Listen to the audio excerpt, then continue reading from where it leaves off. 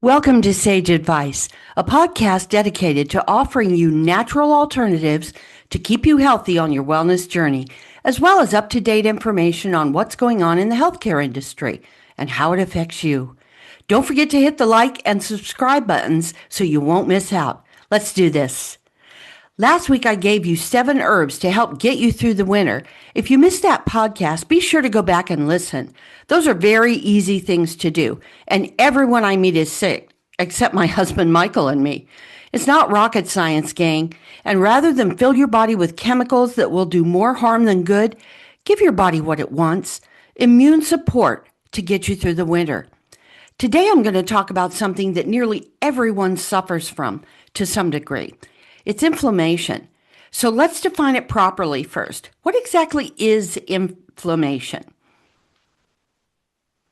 Inflammation is the immune system's response to stimuli that are viewed as foreign or toxic to the body. We call these antigens.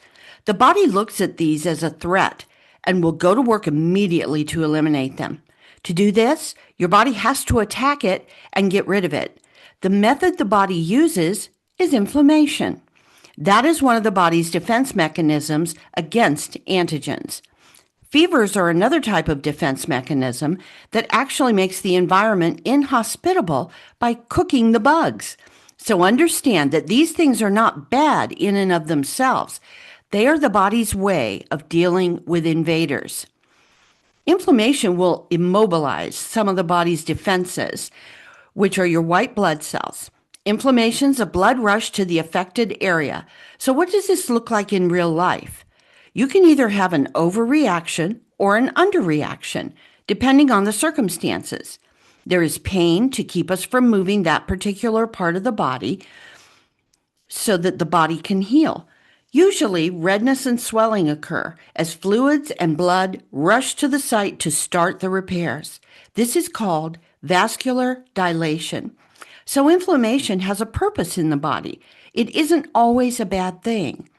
Without going into detail about the inflammatory chemicals involved, which are cytokines, leukotrienes, and prostaglandins, what they do is tell the immune system what type of cells should be triggered and how many should be triggered.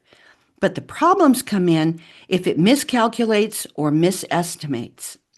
This causes either too much firing or not enough firing in the immune system, which creates collateral damage. This is what happens in autoimmune disease. The body's immune system is attacking itself and destroying the entire body. Then we have what's called collateral damage. But as with everything I present to you, there's an easy, inexpensive way to deal with this before it gets out of control. It's vitamin D. I've said it 1,000,000 times. This is not rocket science, folks. So why vitamin D? Because it is an immune modulator. What that means to you is that it modifies or controls something.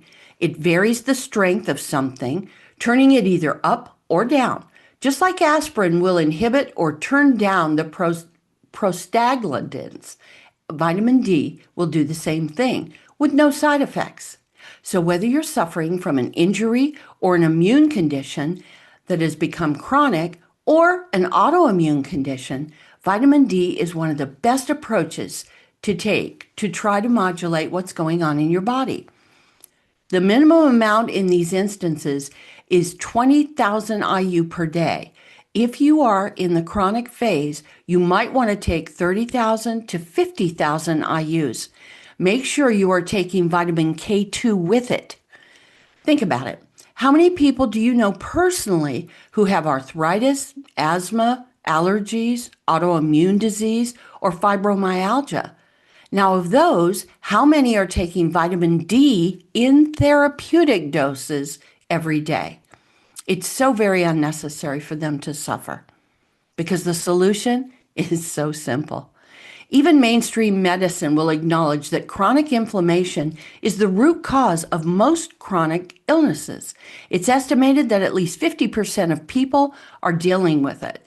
Here's a list of the most common: heart disease, cancer, chronic pain, type 2 diabetes, neurological diseases, many of your digestive disorders, autoimmune diseases, insomnia, anxiety, and yet they continue to deal with the symptoms of inflammation without getting to the root cause.